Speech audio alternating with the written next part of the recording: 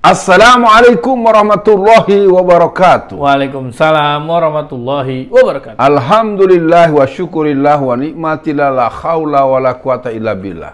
Pemirsa, kita ingin membacakan dan dibacakan berita.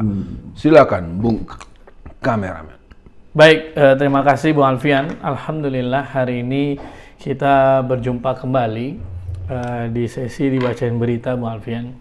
Langsung saja Bung Alfian, kita mendapatkan kabar bahwa Guru Gembul melakukan diskusi terbuka, ya bisa dibilang debat lah, tapi memang sama metodenya seperti di Robitoh, tidak bantah-bantahan yang yang liar gitu Bung Alfian, karena mungkin biar lebih akademis dan lebih asik Bung Alfian. Nah yang menarik adalah Guru Gembul itu berdiskusi atau berdebat dengan yang namanya Ustadz Muhammad Nuruddin. Nah, debatnya itu diadakan di UI Bung Alfian, dan akhirnya tersampaikan dalam bentuk video bahwa Guru Gembul mengakui dirinya kalah dan salah. Nah, respon awal ini apa nih Bung Alfian? Guru Gembul itu pertama satu-satunya yang berani datang ke Robitoh. Kemudian satu-satunya juga yang selama ini berani akhirnya mengakui salah dan kalah. Respon awalnya, silakan. Ya, itu adalah sikap orang yang bisa berkembang. Orang yang bersedia mengakui kesalahan dan bersedia untuk mengakui kekalahan, itu orang yang bisa bertumbuh dan orang bisa eksis dalam kurun yang panjang. Dan saya pikir sikap satria itu adalah sebuah sikap fair play namanya. Dan itu merupakan orang yang mempunyai kepribadian yang potensial positif. Ketika ada orang bersedia mengakui kesalahan dan kekalahan, maka orang tersebut akan punya energi positif untuk dia membangun dirinya, dia membaca kembali, dia membandingkan kembali, dia kembali mengoreksi pandangan-pandangan yang dia punya, dan juga mungkin dia membuka kembali literasi atau literatur yang menjadi rujukan dia. Artinya untuk situasi ini saya anggap sangat positif dan potensial untuk dijadikan cermin buat masyarakat bahwa kita tidak akan menjadi kecil dan hina kalau kita mengakui kekeliruan kita atau kesalahan kita. Terima kasih buat Ustadz Nuruddin dengan anugerah Allah yang diberikan kepada antum. Antum mempunyai kemampuan berhujah dengan argumentasi yang ilmiah dan bisa mengajak kita untuk mengalami proses belajar ya secara manusiawi, secara empiris, secara referensif ya. Terima kasih sekali lagi buat Ustadz Nuruddin. Semoga antum terus berkembang, bertumbuh dan bergaul dengan lebih luas lagi sehingga kita juga memiliki kesempatan untuk belajar terus belajar dan mengedukasi masyarakat dan umat secara baik, secara patut dan secara beradab. Begitu Bung Kameramen. Ya, Bung Alfian, memang betul Ustadz Nuruddin ini atau Muhammad Nuruddin ini memang dia itu ternyata alumnus Universitas Al-Azhar dan penulis buku-buku logika. Jadi sempat mendapatkan atau masuk dalam nominasi kategori non-fiksi dewasa IBF Award 2023 kemarin, Bung Alfian. Nah, buku yang beliau tulis itu pertama ilmu mantik, kemudian ada ilmu makulat, kemudian ada seri ilmu kalam seputar ketuhanan. Wah, berarti Guru Gembul relatif bertemu dengan orang yang tidak dia duga mungkin, Bung Alfian. Nah, Bung Alfian, akhirnya kan minimal ya orang-orang yang membela Guru Gembul tanpa ilmu, mereka bisa lah akhirnya melihat oh ternyata di atas langit ada langit lah gitu. Jadi kita nggak bisa terlalu memuja-muji orang berlebihan.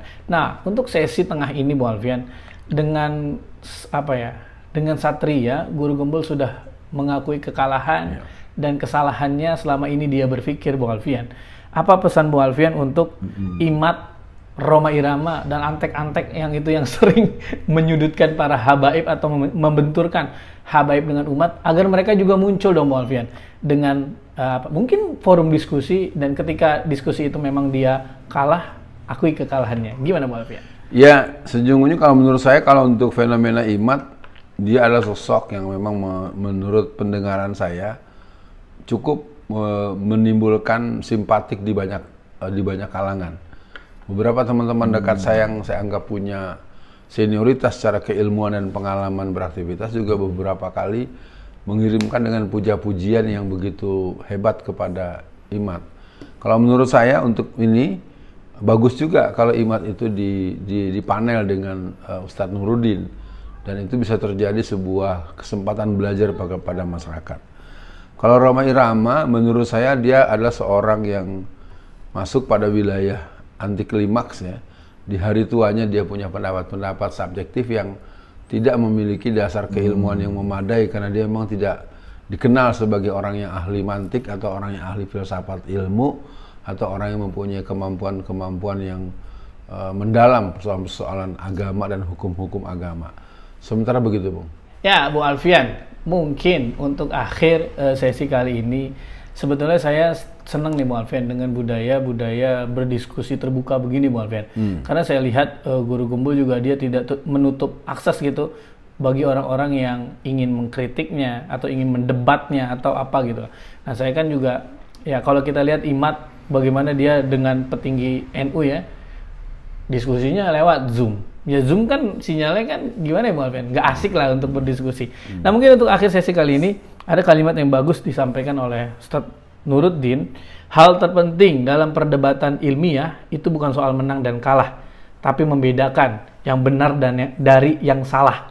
Yang benar harus dikatakan benar dan yang salah perlu dikatakan salah. Karena selama ini Bu Alfian, ketika ada sesuatu yang salah dan itu viral, kita dipaksa untuk mengikuti kesalahan tersebut. Nah itu kan yang menjadi penyakit di masyarakat ini. Nah kemudian ada respon juga dari netizen. Kalau iman dikatakan tidak ilmiah, maka sia-sia ulama-ulama menulis ribuan kata atau ribuan halaman. Cara berpikir Guru Gembul menjadikan kita mundur, malas membaca teks asli, menafikan pandangan ulama, dan malas mengkaji referensi yang 1000 tahun lebih telah diterangkan ulama. Jadi mungkin untuk akhir sesi kali ini kita pernah membahas tentang antroposentrisme Bung Alfian.